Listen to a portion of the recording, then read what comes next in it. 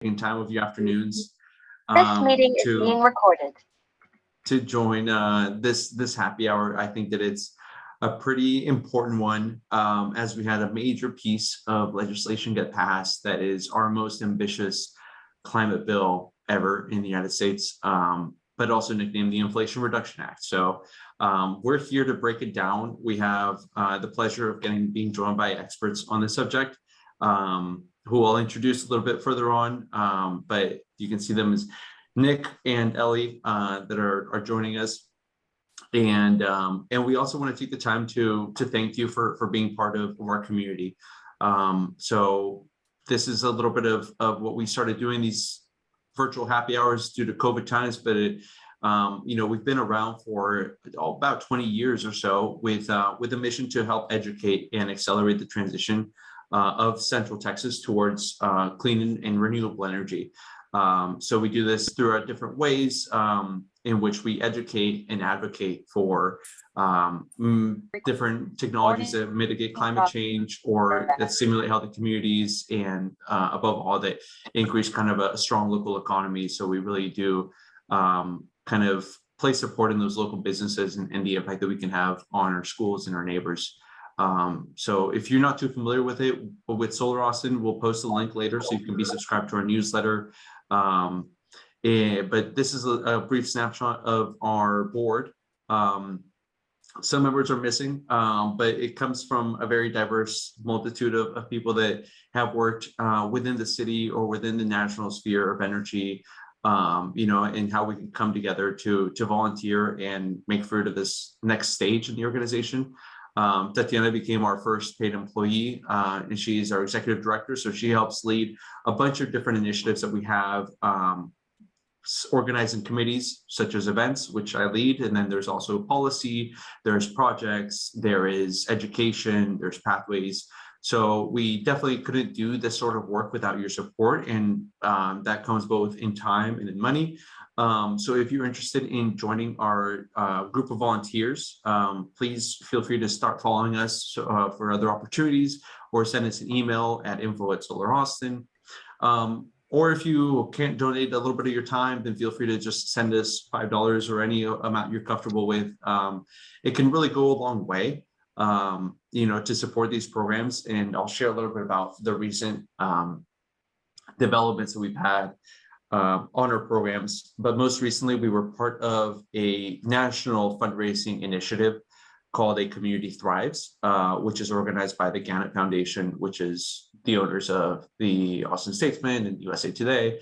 But essentially, with this initiative, we were able to raise in under a month some $16,000, which is fantastic, throughout different bonuses that they had. But with this, we were able to kind of further strengthen our education program, one of which works directly with high schools, so that we can help steer the people that aren't on a path to go to college, so they can be trained and ready to get working with local solar companies. That's for high school students, but we also have our famous Pathways program.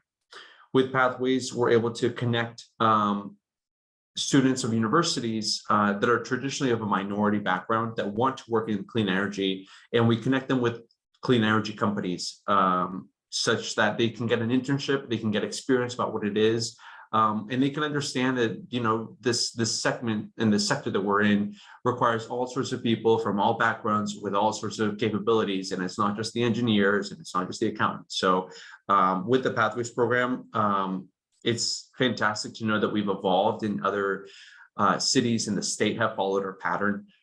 Where now we are expanding outside of Austin to include cities like El Paso and Dallas and Houston, where we can replicate these connections between local companies and local college students. So all of this support couldn't be done without you and without us, and our sponsors as well. So just to go through some of them, we have FPC Solar and Recurrent as our stellar sponsors. And then up and coming to the megawatt sponsors, which are Orsted, and then there's Downtown Austin Alliance, there's Yada Energy, Fractal, and Freedom Solar. These are strong names in the industry here. And then our kilowatt sponsors have been traditionally the ones that have supported us for a while. So Hush and Blackwell, and then GreenCheck as distributor, some installers like Lighthouse Solar, Cirrus Logic, Z Prime, and Digital Workforce Academy are followed by our Watt sponsors, which includes another installer, which is Greenbelt Solar, Harris Energy Solutions, which are just a consulting group. And then for bookkeeping, we have Greenhawk Business Services, and Greener by Design supports solar design services. So that's kind of the housekeeping items with regards to Solar Austin. But now we can dive into what you're here for, which is learn about the Inflation Reduction Act. It's a big deal. Some have nicknamed it as the Gigaton Bill, because it is able to reduce our greenhouse gas emissions by a gigaton by the year 2035. So it's pretty amazing how finally we have just stepped it up as a country to kind of tackle climate change. And even though this is part of a larger package, the Inflation Reduction Act, there's a lot of climate specific and energy specific provisions that are important for us to understand, because it affects both the industry and the homeowners. So to help unveil that layer and understand why this is important, I've invited Nick Montoni, who is the Senior Policy Advisor at Third Way. They're a think tank. They're a technology agnostic and politically neutral think tank based out of Washington, D.C. So he's joining us from the East Coast to fill us in a little bit about what happened over there on the Hill that then made it to the White House and got the president's signature. And then we take it home, with Ellie Barmish, who is Assistant Vice President at McGuire Woods Consulting. And so she is deep in touch with the legislative side of things here in Texas. And both together, we can start measuring what this means in the big picture, but how we're going to start seeing these effects at home. So really appreciate both of them joining us. And I want to also make sure that your questions get answered. So if you have questions, please drop them in the chat. We're going to compile them. The idea is the last 15 to 20 minutes, we'll leave them to questions. So want to be respectful of the presentation that we have ahead, but want to leave it open to make sure that you get what you came for, which is getting educated on why this is a big deal and why it matters. So thank you all for joining. I think that right now I can pass it off to Nick. Feel free to introduce yourself, Nick, and hit it off. Great. Thanks so much, Juan. Hi, everybody. Nick Montoni. I work at Third Way on the Climate and Energy Program. I think Juan introduced it exactly the way it needed to be introduced. We are tech neutral, tech agnostic, and we actually worked very closely with Congress and the administration to shape some of this, or to make recommendations about some of this legislation that we're going to talk about today. So actually a really wonderful bill full of amazing provisions for clean energy. To give the highest level overview, you've probably heard a number tossed around. There's something like $369 billion for clean energy deployment and innovation in this bill. The majority of that comes from tax credits. So it's actually just an estimate. We won't know really it really depends over the next 10 years on how much of the tax credits people actually draw. So that's where a lot of you come in as you are building new technologies, inventing new technologies, and operating new technologies. You can take advantage of these tax credits. So that's most of what I'm going to talk about today, because I think it's the most relevant to you. There's a couple of other provisions I'll touch on. So to start, and I think this came up, I think, in our breakout room of folks working on community solar issues, but very locally, hyper locally, right? What are some residential opportunities that are in the Inflation Reduction Act? I hate to throw around like the section of the tax code, so I'll try not to just call it 25D, but there has been for the past few years a tax credit, an investment tax credit. So when you build something, you can pull the tax credit for installing solar energy on homes, on residences. That had dropped to 26% in 2022, and it was going to phase out by 2024. The Inflation Reduction Act brings it back up to 30% and extends it for 10 years. That's excellent news for anyone who wants to put solar panels on their house and for all of the people who want to install solar panels on people's houses. It now also applies to standalone energy storage. So that means if you put solar panels on your roof and you say, well, you know, I'd like to save up some of this energy for long-term use, or not to be too flippant about it, for a rainy day. Now, if you have standalone energy storage at your home of more than 3 kilowatt hours, you can also take advantage of this tax credit. Very excellent news for residences. There's also an investment tax credit for clean energy property, which is a super vague term. It applies to things like heat pumps, heat pump water heaters, biomass stoves, biomass boilers, and then replacement of circuitry and other distribution systems within the home. So there's a 30% investment tax credit for those things as well. And then there's also home energy efficiency rebates. So if you go into your home and you want to retrofit it, make it more efficient, easier to heat, uses less electricity, et cetera, now you can get quite a big rebate on those investments. There's a little bit more in residential that we don't necessarily have to go into. I have the details if you want them. But on the utility scale and the commercial scale, there's also quite a few updates. Originally, there was, there has been in law a production tax credit and an investment tax credit for solar, wind, and a few other kinds of energy resources. The solar, so just for example, the solar investment tax credit had been at 30% of the investment, was scheduled to go down to 26% this year, 22% next year, and then drop to 10% forever, or at least until 2030. The Inflation Reduction Act, again, extends that, brings it back up to 30% and extends it.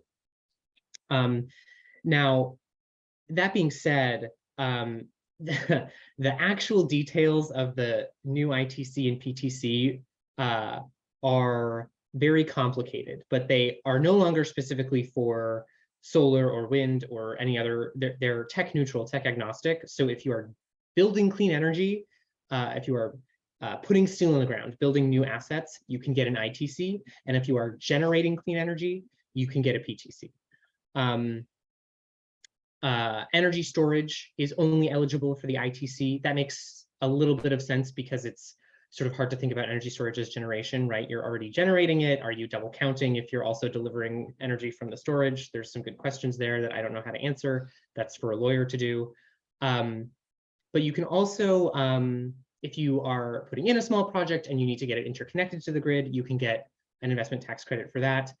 And for the first time, tribal governments, certain tax-exempt entities like nonprofits and rural electric cooperatives can now get direct pay for their tax credits. And just to give a really quick explanation of what that means, imagine that, you know, when you go to pay your taxes, your accountant, or if you're me, TurboTax, will you know, calculate how much tax you owe and what your refund is. But if you don't owe any taxes, it might be hard. If you don't owe any taxes, you have no tax burden, you might not be able to get a refund because of the way the tax code is written. So basically, rather than it being, sometimes the tax credit is just a reduction of your tax burden, but if you have no tax burden, there's nothing to reduce. So making a tax credit refundable says, you know, even if I am in a financial position where I owe no taxes, I can still collect the tax credit as like a cash payment, basically. So this is actually very good news for tax-exempt entities like nonprofits, rural cooperatives, and of course, tribal governments. Happy to go into more detail on that stuff as well. For manufacturing, this is, I know it's not like specific to solar, but I think this is very important for all of our clean energy generation because we're facing a lot of supply chain questions and, you know, export questions, import questions, offshoring questions. These tax credits enable us to create, build, deploy, and operate more clean energy here at home. So there is now a 30% investment tax credit for facilities and equipment, so for building new facilities and building new equipment. And there's also a production credit, and I think that one can actually go up to 50% depending on the characteristics of the, what kind of labor you're using, what kind of materials you're using, et cetera. That can go up to 50%, but that's a production credit for the volume of clean energy equipment you are producing at your manufacturing facility. So that's actually really great. That means like you can get a tax credit for making battery components, or get a tax credit for making solar panels. All really good news. The thing to be aware of is that if you are a manufacturer, your manufacturing partners, they can only collect one or the other. You don't want to double count. And just a couple of other quick provisions that aren't tax credits. They are instead grants and lending authority. And this is actually stuff that I'm a little bit more familiar with, especially the first bucket here. The Department of Energy has something called the Loan Programs Office, which contains now 4 loan programs. I think the 2 that are probably most interesting to this group, actually there's one that might be interesting that I didn't write down. So the 2 that are most interesting, and the one that I think also is interesting. The first is innovative energy loan guarantees. So basically, if you have an emerging technology, which we talked about at the beginning in the breakout sessions, if you have an emerging technology that is first of its kind, right? You maybe have a prototype, or you've maybe done one large-scale demonstration. You may be eligible to get your private equity and state equity guaranteed by the Department of Energy to actually build your technology at commercial scale.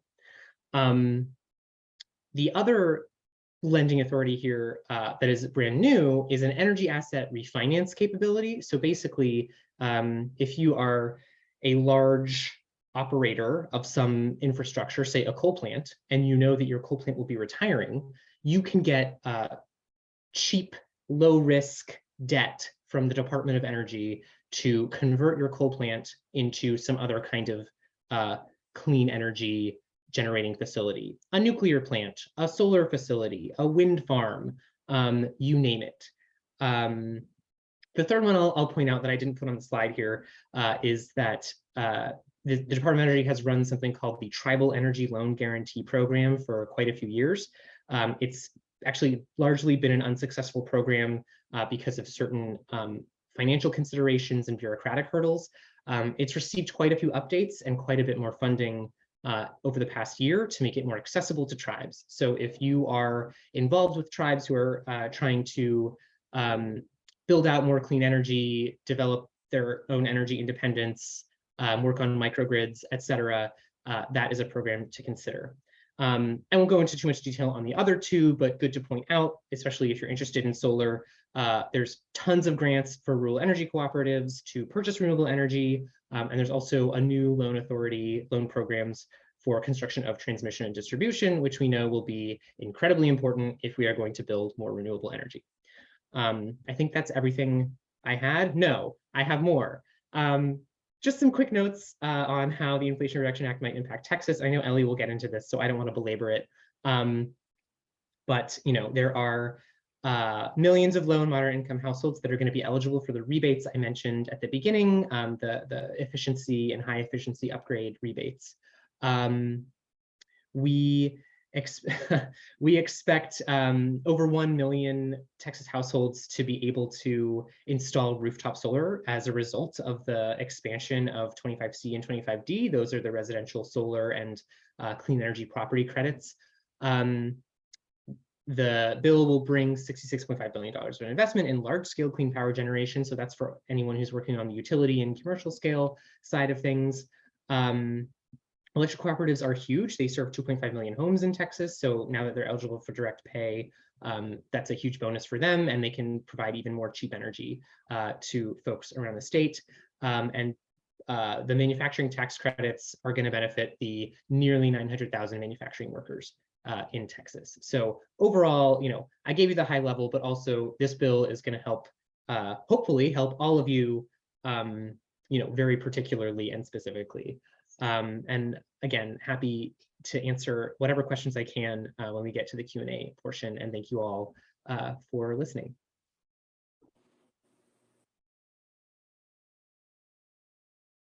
Thanks, Nick. I think that was a great high-level overview. It definitely leads a lot of questions kind of in the back of my head that I'll save until the Q&A so we can go back for it. And I think that one question I forgot to ask the crowd that I'll take a moment right now to ask is how many of us are familiar with the IRA? How many of us know a little bit of it versus know nothing? To know specifically how much detail we can dive into, because there's a lot of great facets of the IRA that cover manufacturing, community solar, et cetera. But also, maybe that's not relevant to you. So if there's anything specific that please feel free to drop it in the chat. But I think that right now we can speak a little bit more about the impacts of the IRA and the climate provisions closer to home. So I'll pass off the mic to Ellie. So she can help us understand a little bit of this, but looking forward to receiving any sort of input or comments you might have in the chat. Awesome. Well, Juan, Tatiana, thank you very much both for having me, and thank you all for being here. I will try my best not to be completely duplicative of anything Nick just went over, but that being said, there's so much in this bill, so it's hard not to touch on some of the points that I know we're all really excited about. I think today is also a really cool day to be having this, because if nobody else recognized, it's the 2-month anniversary of the bill being introduced and the first language that was put out. And so I will always remember that day 2 months ago where we were all like midnight reading through language as fast as possible, and all getting really excited about what this could mean for everyone. So this is one of the biggest investments in clean energy that we have seen possibly ever. And being in the industry, all of us really are going to remember this moment as before the IRA and after the IRA. So we're in the early stages of after the IRA, where everybody's scrambling a little bit to understand what does this mean locally here in Texas, and then of course federally. So really quickly, I'll introduce myself. I work at a firm, McGuire-Woods. We in the consulting division really address a high portfolio of clients with a lot of diverse interests. My particular specialty is in renewable energy. I help in grassroots advocacy and campaigns, all kinds of communications, and a lot of on-the-ground stuff here, toggling between Texas and federally. So let me know if you guys have any questions about that, but I love my job and I love that we get to be invested in this. So a couple of things just to start out really high level. As Nick mentioned, we're all looking at what could the IRA do? What does it mean? What are some numbers people are throwing out there, and have these wonderful people helping us with data modeling to see what this could look like for us. So of course, the goal is to reduce emissions by half total capacity by 2030, 2035. It's estimated that it's going to create over 500,000 new clean energy jobs throughout the country, which is incredible. And then of course, there's going to be an estimated 600 billion of additional investment from the renewable energy industry back into the US economy. So not only is this great for so many reasons, but it's going to be a huge driver of economic impact as well. There's an estimated of 525 to 550 gigawatts of new clean energy projects that are going to be being constructed and being in service by between 2022, which is right now, and 2030. And just for some comparison, we don't have an exact figure, but off the top of my head, it's around 200 gigawatts of renewable energy we have dispatchable right now in the country. So imagine what all that is going to look like if that all comes to fruition. And then of course, when, that's the biggest kind of impact, but then bringing it all the way down, if we have all of that energy that is dispatchable, that's going to save consumers on average. We're thinking around $1,000 annually that it's going to be able to bring down electricity costs on a per consumer basis. Perfect. So some of the notable provisions in the IRA that I am currently working with that I know a lot of people have been asking me about, both at the Texas level and federally, I'm going to kind of just spell out at a very high level here. Feel free to ask questions about them, but these are just a few that have become really important in my day-to-day right now. So of course, Nick touched on this, is that we're extending and modifying ITCs and PTCs. There is a slew of kind of start and end dates for projects, when construction began, when it's going to be in service. A lot of these right now that begin before the first of the year in 2025 are going to be eligible. And then the current phase out would continue to apply for any project that is in service before January 1st of this year. So it leaves a lot of room for new credits to be taken advantage of, and that's really exciting. And the extension was part of the reason why this was so impactful for so many companies right off the bat. I'll kind of talk about this as well, as Nick mentioned, but the technology neutral aspect of these tax credits is going to be incredibly important. At the Texas level, emerging technologies is one of the most important things we have going on right now. As the leaders of the energy transition, Texas has the far most per dollar R&D development of emerging technologies right now across the board.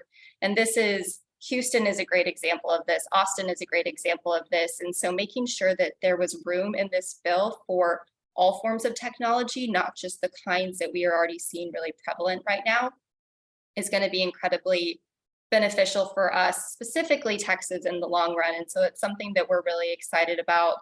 As we are looking at the energy transition in Texas, we want to make sure that all technology is included, and that's something that we've achieved at the federal level at this point, and we're working to achieve at this state level. So definitely keep that in the back of your mind so we're approaching November and all these other great things. That's something that is really important to us here in Texas, keeping that technology agnostic approach. The prevailing wage and apprenticeship requirements is part of the combination of provisions that is looking at equitability, looking at how this is going to impact jobs, wages, and all sorts of up and coming technologies and people that want to get involved. So of course, making sure that wages in that given jurisdiction that they're building new projects in or that they're operating in are looking to make sure that they're equitable and a fair wage across the board. And of course, the apprenticeship requirements that is requiring people, a certain amount of people to be apprentices in any given industry that are building products and taking tax credits. So that's a really interesting thing. Nick touched on standalone storage as well. This is probably in my top 3 favorites if you had to pick your top 3 favorite IRA provisions. A lot of people have estimated that battery storage, standalone utility scale storage is going to be one of the most impactful forms of technology as we continue to go through energy crisis situations and as we're developing here in Texas. So storage works incredibly well because it's able to balance low demand and generation in times of high peaks and lows. So if anyone can remember a recent situation where this may have come in handy is our winter storm last year. That would have been a situation where we were having off the chart peaks, lows, generation that wasn't accessible. And so storage kind of flattens that curve to make it cheaper for generation or cheaper for transmission, cheaper to the consumer, and of course, less of a probability of rolling blackouts, these types of things. So that's why it's going to be so important that this was included for an ITC provision in the IRA. So be on the lookout in Texas. It's one of the most prevalent technologies that's being built. We've got over 200 megawatts going up this month in Texas of being dispatchable directly to ERCOT. So that's something to get excited about. Nick touched on direct pay and transfer of credit. So I will, if anyone has any other questions about that, but he did a really good job explaining that. So I let him do that for sure. There's a bonus for domestic content and energy communities that I think is important to point out, especially coming from a Texas perspective, because this gives additional credit for essentially things that are built in the US and maintained in the US. And so we want to make sure that that's, those jobs are being promoted here. And so that's something to look forward to. Then of course, the energy communities provision is a little confusing, but it essentially provides additional credit between 10 and 20%. Additional credit for building renewable projects in areas that have traditionally been engrossed in the oil and gas, or what we call incumbent energy areas. So if you're thinking West Texas and other areas like that, this is going to be really important because it incentivizes those areas to bring renewable energy into the fold. So it's going to be exciting to see what that looks like, in the next couple of years as well. There's an increased ITC for investments in low-income communities. I'm sure this is something we've heard about as another promising provision. But of course, this kind of, again, makes sure that this bill was incredibly equitable and really make sure that we're not just, thinking about how technology is going to impact us, but, how this impacts people and communities and neighborhoods when you're building projects and when you're having this, intense focus on development. But how does this impact people? So projects essentially are receiving an allocation, or that are receiving an allocation of the environmental justice solar and wind capacity limitation, essentially could receive an additional 10 to 20% credit if they're located in a low income community. Of course, there's some other stipulations on qualification, but that's essentially the crux of it. So I know that was an important thing that they kept in there from the Build Back Better bill as well. So the extension of carbon credits is also important. Texas is actually the leader in CCUS technology in the entire country right now. So that this is going to be especially important for us as we're developing more CCUS technology than anybody else. And so for those projects that began construction before January 1st of 2033, so we've got a 10-year extension of this, are all going to be considered in that Section 45Q tax credit as a PTC. So of course, again, if you meet all the other requirements, they include the prevailing wage apprenticeship and some other domestic content production requirements, but also something that will be interesting. I think Nick touched on this a little bit, but how the phase out of PTCs and ITCs work is going to change a little bit. I think, in my opinion, right now, this is primarily affecting wind most of all. Essentially, before the IRA, Section 45 PTCs for wind projects was available only to facilities that began construction before the first of the year this year in 2022. But now, after the IRA, the PTC rate for wind projects will be subject to a waterfall phase-out plan, so that wind projects that began construction before the end of 2016 will be the only projects at 100% of the credit. And then 2017, I think it goes down to 80, 2018, 60, so on, so on and so forth there. And so it's a strategic phase out that they're going to keep in there. Lastly, these two kind of smaller provisions, but that I definitely want to touch on, are the clean hydrogen production credit and the nuclear power production credect. I'm interested in touching on clean hydrogen because of a separate provision in the Infrastructure Investment and Jobs Act that came before this, and this administration provided around $7 billion worth of funding for clean hydrogen hubs across the US. While those have not been officially announced or determined yet, we're thinking there's going to be between 3 and 7 hubs that are going to be installed throughout the US. Houston, in my opinion, is going to be top of the list for those hubs that are going to be created. At least I hope so. It would be really cool and a great economic development project for us here. And there's tons of forms of clean hydrogen. So hydrogen is one of the most, prevalent emerging technologies right now. We're really figuring out what to do with it, what the production looks like, and then of course what transportation looks like. We need all kinds of different pipelines for this to be kind of an effective form of energy. But there's blue, green, purple, gold, black, all kinds of hydrogen. And so we're thinking we're going to have a blue or a green hub here in Houston. So ensuring that we have a tax credit, a PTC specifically for clean hydrogen here in Texas is going to be incredibly impactful. Is, you know, a couple $2 billion of a hub comes into the Houston area, and we're able to start being maybe the first state to commercially produce clean hydrogen for all kinds of uses. There's one company in Texas right now who's actually already using clean hydrogen as a biofuel, and that's going to be commercially available here in the next couple of years, so that even if you have a traditional combustible engine, you're going to be able to use clean hydrogen biofuels in the car that you already have right now for less than 70% of the emission that the gasoline you're using. So very cool things on the horizon that these things, these tax credits are going to be supporting.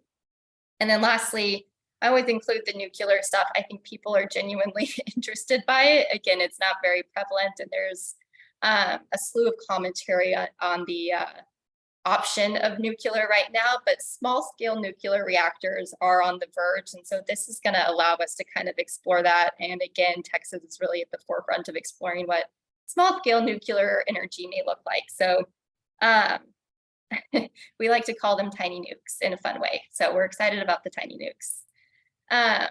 Lastly, I'll just touch on some other kind of hyper specific Texas things. So of course we have our state legislative session coming up here at the end of the year or start of January. Bills will start to be filed here at the second week of November, which is coming up incredibly quickly. So some things to be on the lookout for. Well, of course, all of these provisions affect Texas. There's always going to be some state legislation that impacts what this looks like and some other ways that Texas is being impacted by clean energy industry as well. So we have our own state tax incentive program that was formerly called Chapter 313. If you know about it, it was our state tax incentive that brought lots of companies to Texas and incentivized them at the state level to stay here. And it was a bit of a complicated system, but that's essentially the crux of it. That program expired at the end of last session, and they're exploring ways to extend it this session. And so the extent to which that includes renewable energy in Texas is up in the air. So at the state level, our tax incentives don't look anything like the IRA does. And so we have to be kind of cognizant of how the two are mixing and how we can continue to encourage our state legislature to include renewables in those tax incentive programs. So there's many ways to do that. Feel free to reach out to me if you're interested in getting involved in that sort of capacity, but wanted everybody to know that, you know, the IRA is going to be fantastic, you know, throughout the US, but in Texas, we kind of have some of our own specific battles that we're dealing with over the next couple months that, you know, we want to have in the back of our minds as well. But that's supported by the fact that we are leading the energy transition in the country. And that is not my opinion. I think that's a fact at this point that we are, and that's something that's really exciting. We are the largest producer of renewable energy in the entire country right now across the board, wind and solar specifically. And so while we are also the largest producer of incumbent energy, we've got both of those on our side right now to find a way and a path forward through the energy transition. So I think that Texas does have a really incredible path forward in the industry to see what this is going to look like for us, but we need to make sure that we are kind of keeping our eye on the ball on all fronts. So I think that's most of what I had, but yeah, I'm sure we are more than happy to take questions. Wow. This has been very great from my personal perspective, because this really helped unpack a lot about the things of the IRA that I was still unclear about, even of somebody working in an energy storage industry. I want to welcome anybody to submit any questions that they have on the chat. Nick and Ellie did an excellent job just kind of keeping it high level and making sure that we don't drill into the details, even though I might ask them to drill into the details because I'm still curious about it. So in the meantime, I think I will ask some questions that that were submitted before the event, you know, as all you brainstorm a little bit of the questions. So first up is a little bit about the regulations for direct pay and solar production credits. So question for either one of you is, when do you think that the detailed regulations for direct pay and the solar production credits will be finalized and available for us to use? That's a great question. That's the question of the evening, of the year. It's hard to say. So how the tax credits are going to get dispersed and how those regulations come down is, through something called a rulemaking. Essentially, the Department of the Treasury and the IRS have to get together and sort of put out, publicly notice that they want to do a rulemaking, accept public comment. There's a 90-day period, and then it could take months after that, or longer. Obviously, they want to do this rapidly, and they have sort of made changes to the tax code that take effect this year. So presumably, they want to get it done before the end of the year. But the rulemaking process is its own bureaucratic hurdle. I'll bring that one back. So I think it's hard to say, but presumably we'll want to see them do it by the end of the year, because they want changes to the tax code to take effect this year, so people can claim these benefits on their taxes next year. Yeah, and the only thing I'll add is, outside of the regulatory approval process, to make sure that even, the ability to elect direct pay for certain credits is going to be tied to the satisfaction of other requirements laid out. So that's the domestic content requirements, the apprenticeship requirements, some other things that you're gonna have to, some other hoops that you're gonna have to jump through to make sure that you're eligible for those credits, and that starts all after the process that Nick explained. So they like for that, I think that they mentioned that they would like for that process to have a year timeline on it, the approval to the receival. But other than that, we don't have a super clear answer set forth. Fair enough. I hope that answers the question. And I think keeping up on this subject, though, we talked a little bit about investment tax credits, production tax credits, solar storage. But one thing that we didn't really cover was electric vehicles. And I know that there were some incentives and subsidies for that. So could you just help paint a little bit about what mechanisms exist out there for users to purchase an EV? Because my understanding is that there is some incentive, and I don't understand if it's a credit or if it's a rebate, and how one can make use of that and when. Yeah. I'm happy to talk a little bit about this. So largely they are credits, and it has, again, a ton of other requirements based on it. So there's a commercial electric vehicle tax credit versus a previously owned EV tax credit versus a brand new EV tax credit. And then, there's even a tax credit for alternative fuel or cars that use alternative fuels, period. And then that's still different than the buyback program that they've introduced as well. So all of those kind of have their own tax credits associated with them. And I don't know all the numbers off the top of my head. It's somewhere between 7,500 and 25,000, I believe. But I'm happy to share a little bit more information about that. But yes, there's actually credits for if you would like to buy a pre-used EV versus if you would like a new one, versus the commercial one is for companies that are they're wanting to incentivize companies that use a vehicle fleet in whatever capacity to transfer that fleet into an electric vehicle. I think Amazon is starting to do this.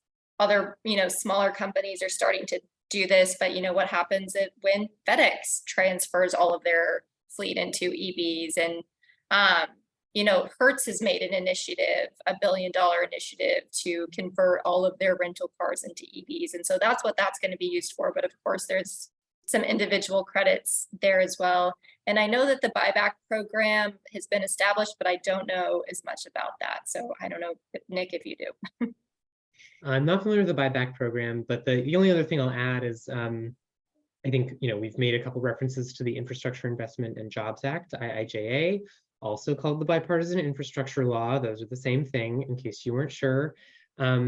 That has quite a few grants, loans, and other funding opportunities for the installation of electric vehicle charging stations, the build out of electric vehicle infrastructure over like long distances and on interstates, and vehicle interconnections. And so that's another way that these bills are sort of working together and creating an enabling environment for adoption of these technologies. Nice. That's good to kind of like paint a picture of like, a day where there is an interconnected highway of EV chargers, but also a day in which there's school districts that have a bunch of electric buses, and city vehicles that can just be operating, and that the federal government is able to kind of support that. I think that's a big driver in kind of decarbonizing, electrifying our roads. So I also wanted to kind of continue the topic on just ITC versus PTCs. From my perspective, where I stood in the industry earlier, the step down structure of the ITC was a big driver in getting residential solar installations and even utility installations kind of ramped up, right? As we knew that there was going to be a decrease in the tax credit from 30 all the way down to 10%, over a span of years. There was a little bit of an urgency for the industry to start deploying more solar. Is there a similar step down schedule, with this extension where we went from going 30 down to like 22%, I think maybe we're 24%, back up to 30, and then do we expect it to go back down, or is it going to stay at 30% ITC? And I don't know how the PTC is structured. There is a step down. It's the same step down structure as before. It's just been extended by roughly 10 years. So I think everything was supposed to go from 30% down to 26% in whatever year this is, 2022, and then Yes. Down to 22% next year, and then to 0. That's been sort of bumped up 10 years.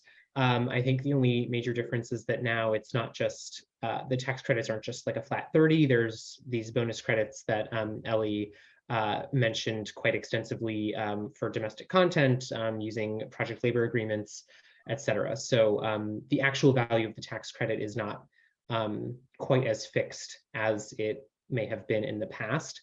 The other thing to mention is that I think there is a bit more of a variable timeline. And Ellie, you can correct me. I hope you can correct me if I'm wrong, but I recall reading that if we do not hit a certain level of emissions reductions in the electricity sector, the tax credits are automatically extended. So I can't remember what the numbers there are. Something like a 75% reduction maybe in emissions. Don't quote me on that. But if we don't hit that threshold, the tax credits get automatically extended, or at whatever they are, now. Like prolong it. Yes. Yeah. That's Yeah, you're right, Nick. I'm not going to remember the exact number either. And I think part of it actually depends on when you start construction for your project, between when it actually goes into service, what those numbers look like too, but general ballpark. That's extremely exciting, in the sense that this bill is pegged not only at just kind of incentivizing the industry to stand up, but also just to reduce emissions, which is very unique to the way that the ITC was working before. One of the parts that kind of excites me the most personally is that this kind of establishes just an equitable mechanism for the United States to continue innovating into clean energy, right? We are talking about low-income communities, we're talking about apprenticeship wages, we're talking about manufacturing credits, and this is a pipeline that can be substantiated by money in savings, as to how the United States can continue to innovate and become a powerhouse in the world. So it's damn fantastic, really, to think about these structures. And even though we'll find out when we can actually take benefit of applying to these credits, I think it's great to think about this bill. You know, even though it's inflation reduction, it's more about like where can the United States innovate for a less carbon intensive future. So we do have a few questions on the chat. So thank you all for posing that. Before I dive into the other ones that I prepared. So Michaela or Michaela, I think it might be Michaela. Sorry if I mispronounce it. I'll let you take it because it seems like 3 questions. So I'll let you kind of ask the questions as you wish without me butchering your name or paraphrasing them. Okay. So I technically have 3 questions, and I'll just read it. What do you think is the greatest difficulty we'll face in trying to translate the intent of the IRA to actual solar gains in local communities? And then do you think the Texas legislature will amplify or reduce the difficulties that we may face? And then lastly, how can we prepare ourselves to better navigate the post-IRA landscape? I think I can take the one about intent, but probably not about the Texas legislature. So I'll start there. I think the intent of the IRA is to, at least these portions of the IRA that we're talking about, of course, is to build, deploy, and operate more clean energy. I think it's as simple as that. So what that means for solar is that in some sense, of course, your solar installations are going to be in competition with other clean energy sources for, I guess like the total amount of tax credit to get us to, the deadline and also the number of emissions reductions. So basically there's no preferential treatment for solar. And so that maybe is the difficulty and the tension we're talking about. All of that is to say, like, Texas is a very sunny place. So solar makes a lot of sense for Texas. Solar makes a lot of sense for Arizona. Solar makes a lot of sense for the Southwest. Just like on the Atlantic coast, offshore wind makes a lot of sense. And for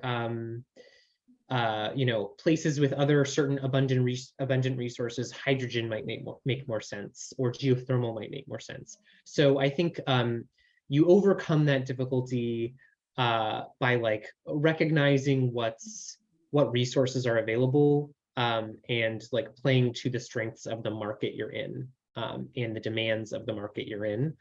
So in Texas, and not speaking politically, but like in Texas, solar makes probably the most sense, or a lot of sense. Thank you.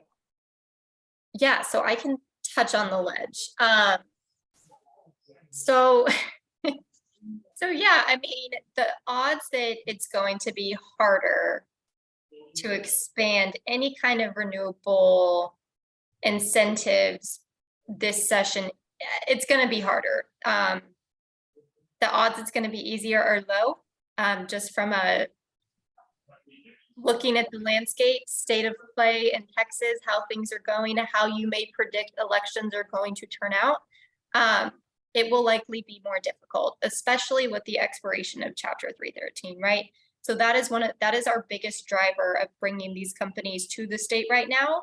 And not to get, overly political, but there is sometimes a prevailing ideology that, these companies want to come to Texas anyway, and Texas is wonderful and amazing. And why, even if companies aren't incentivized, they'll come anyway. I don't think that's the case.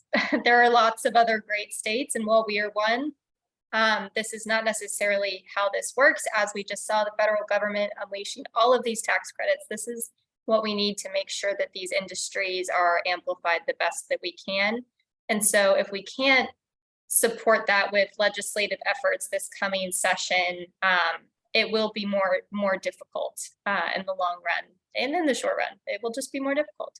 Not I don't want to end on a bad note, but yeah, that's a little bit of where we are. We don't have to be there, but it is where we are at the moment.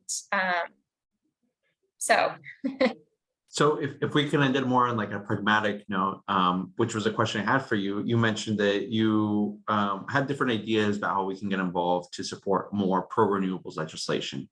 Is the expiration of a tax code 313 and pushing to renew that the strongest piece that we should be supporting, or can you think of other ways in which, you know, the average folk, us, can do something, you know, to voice out our perspective and our concern, also to encouraging that there's a just transition here from coal into renewables?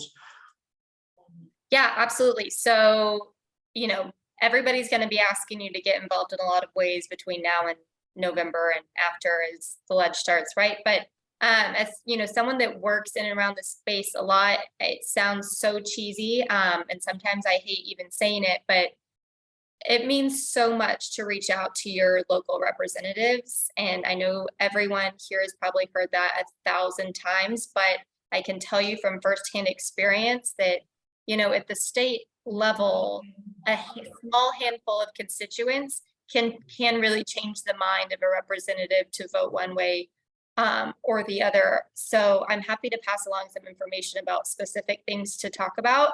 And I'm happy to roll out. There will be some more things to roll out the closer we get to session on ways that you could support Chapter 313, or what, you know, our incentive program from Chapter 313 turns into, but other ways to communicate with your representatives to say, this is important, not just to me, but in our county and my city, for all of Texas, this is going to be important. And by the way, I like having the lights on. That was a bad time. Let's not do that again. And renewables have to be part of that equation. Nice. So just as a reminder, when does the next session begin? So yeah, bills are going to be starting to be filed November 14th, and then session starts at the end of the year, and it theoretically could end in March. It ended in July the last time. So yeah, it's going to start ramping up here in January, and you're going to hear, I'm sure you're going to be hearing lots about it, but take a moment to look at who your representatives are. It's always interesting to see what their opinions on this issue is, and you know, maybe how you can get involved there, but I'm happy to send some resources around as well. Yeah, I think that all those resources are welcomed. I think that what this sounds is like, after we are supporting our local candidate or favorite candidates to be elected in November, then we can dedicate some time, you know, 5 minutes to make a phone call to our reps, you know, and letting them know about, you know, what we have to vouch for, which is our communities. And, you know, they are representatives, so they have to keep an ear to the ground and see what it is that we're feeling. So definitely encourage everybody to take a moment, and I think that we can do something as an organization as well to make sure our voice is heard. So Valerie asked a question here regarding the ITC credits for servicing low-income households. So she mentions that from what she's read, the ITC credits need to be applied for by the end of 2024, and the project needs to be launched within 4 years after that. Is this enough time to get low-income household projects off the ground in Texas? Do you know? I have some perspective, but I wanted to make sure that you both had a moment to comment on ITC credits for low-income communities. So this is probably something I'd put into the box of I should read more about before giving you a half-informed answer. But Juan, if you have anything to add, I can talk about it from the actual like permitting perspective, and that, you know, we always need more time for that. But if you have another, you know, more interesting viewpoint on that to offer. Yeah, I think that, and Kenneth has worked on a couple of projects too, but, you know, from where I stand, one of the hardest parts of low-income house projects is the financing aspect. So I think that once that portion is completed, which could take up to 2 years, maybe, if not longer, Then you go through the design, which can be 6 months, and you go through permitting, which could be 6 months to a year. So it is a very tight timeline. We are at the end of 2022, and so it's a year. It's just 2 years really to do financing and permitting and design before we get into installation. But I do know that the ITC credits there's a way, at least in the previous method, where it could be purchase of the equipment or completion of the project by 50%. So I don't know if that still remains the case. But within 4 years after 2024, that will be enough time to develop a solar project. It's just, I think that one of the biggest components is securing the financing and the modeling, so then permitting can begin. Kenneth, did you want to add something else? No, and I agree with you. One of the things that I'm hoping that I've not heard yet come from any of these models when it comes to this underrepresented community. What they need is going to be models. They're going to need to be templates where they're not going to have to go back and try to recreate all the material that it's going to require for them to be financed, to get financing. That's just not going to happen. One of the things that I'm hoping that we can do is develop a template, that can be hand delivered to some of these organizations that then can go directly into the communities and deal with the families, and give them something that they can something tangible that they can hold on to and read, rather than all of the pie in the sky. I mean, I think the IRA is good, right? But I think disseminating that and getting this community engaged about it, right? It's not going to happen without some type of template that I think you can hand not only to the individual, but to some of the organizations within those communities, like faith organizations. I think that's going to have to be the driver for some of the under-resourced communities. Yeah, and that's absolutely right, because that customization aspect is one that does take a while, and it kind of this encourages some people because it takes so long to kind of wrap their heads around it, where it's like you forget about it and you drop the ball. What I do know is that there's some other states that have made a lot more progress when it comes to giving solar to low-income communities. So when it comes to getting templates and getting kind of like the basic structure of how these deals are presented and designed, I know that, as an example, in New York, they are very forward when it comes to low-income solar, especially in Brooklyn and Harlem. I believe that there are some initiatives there. Same with California, a little bit with Michigan. So there's different organizations throughout the country in which there are states that have been a lot more solar friendly, and they have taken this moment to push for these ideas. So it might just be a matter of connecting with these companies. And I think that that's something that's beautiful about this industry, is that everybody wants to support one another, and we're all part of the same country. Last week was RE Plus, which was the biggest climate conference or energy conference ever. So there's a lot of heads putting together, and that way there can be a little bit more sharing of information and knowledge and strategies, so that we can move forward with projects in low-income communities, which I think is really important in Texas. That's something that needs a little more time and effort devoted to it.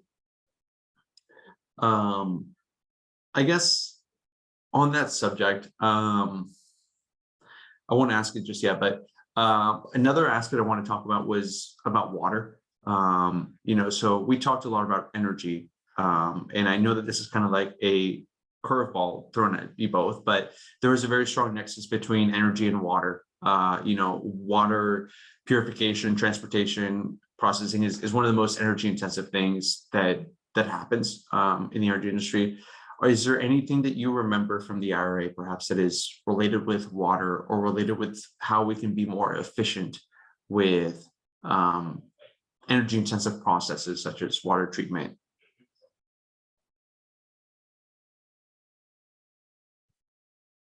That's a great question. And to be completely honest, off the top of my head, nothing I have seen about water. Yeah, Nick, have you seen anything? That is a very good question. I can't think of anything in particular, but I will point out, there are a few provisions related to, again, innovative use cases and technologies, innovative use cases for technologies and innovative technologies. So you could imagine designing a technology to reduce the energy burden of purifying, desalinating, etc., water.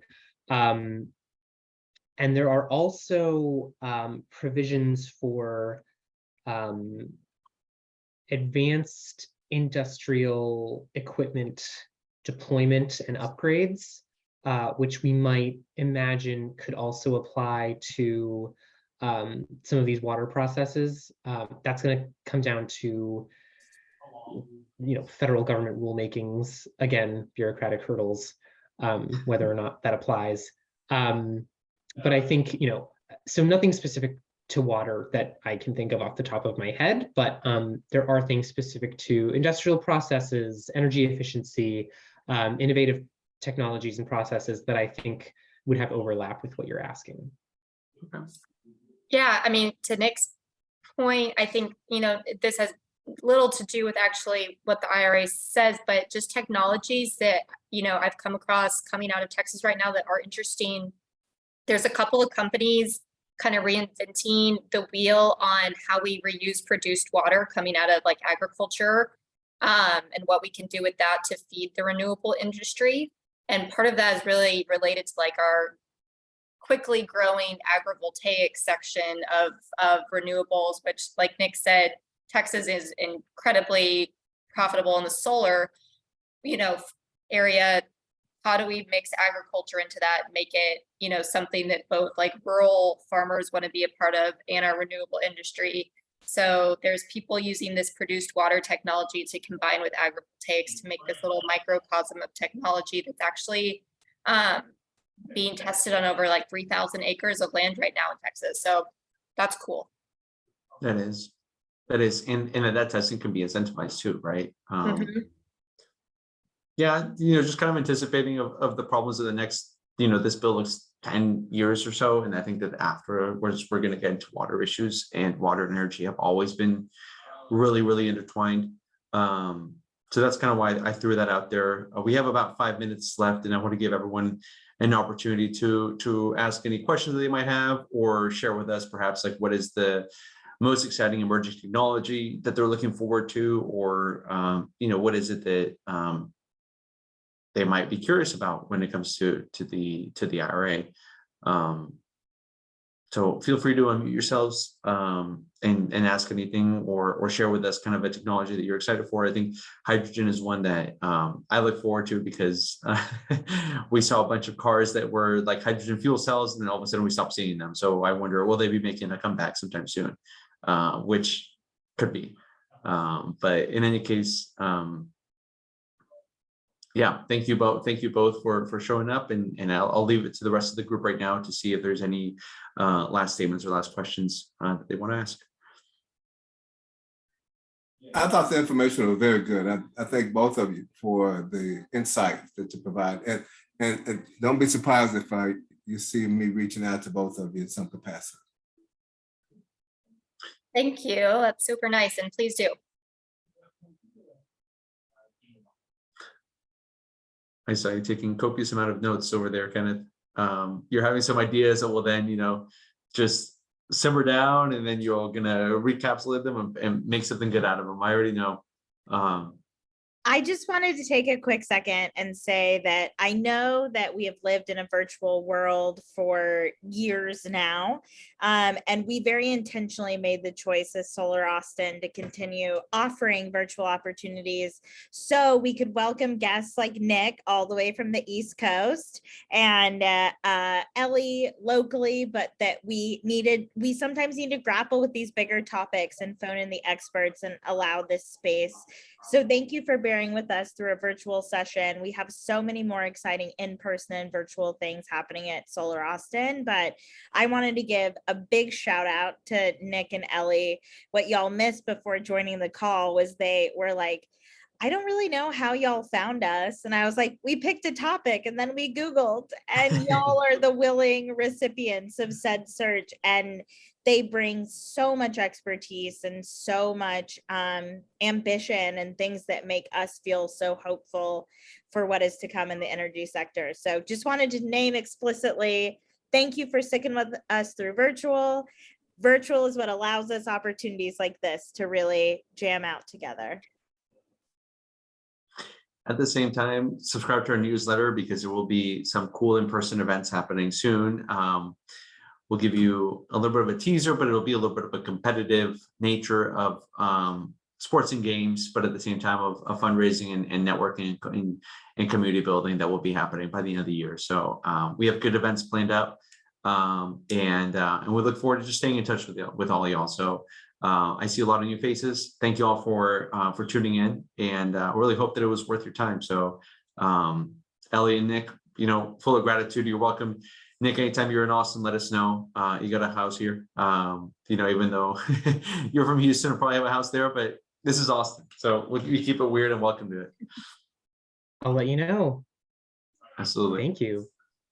Ellie, again, thank you so much. And everyone have a great rest of the evening. Really appreciate it. Thanks. Bye. Thanks, everyone.